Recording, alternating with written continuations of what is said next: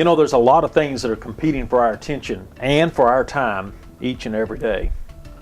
Email, the phone, doorbell, people wanting to talk to you, and all kinds of things going on all the time. It's a wonder that we ever really get anything accomplished or even have the ability to focus or make something a priority in our lives.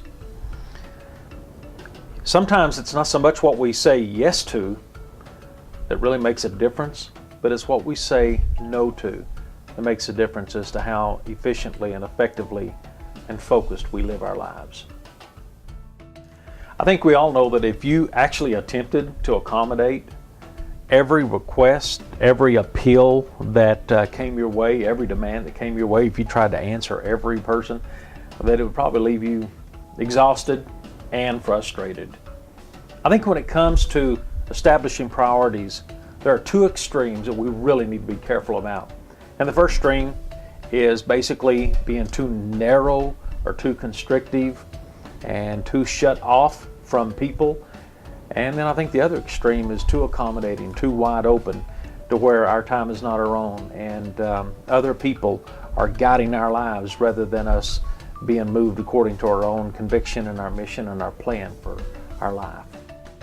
You know, Jesus really lived his life much differently.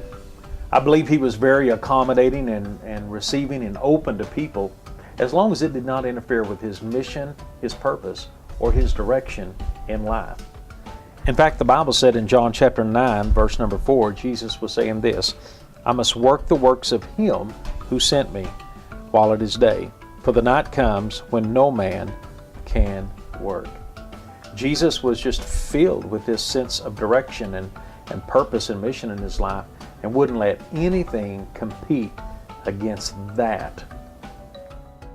I think when you and I ignore our mission and get pulled off of our purpose and what God has called us to do and God has called us to focus on, that it becomes so easy for other people to co-op our time, co-op our energy and our resources and make it their own rather than you and I really focusing on what God has called us to do.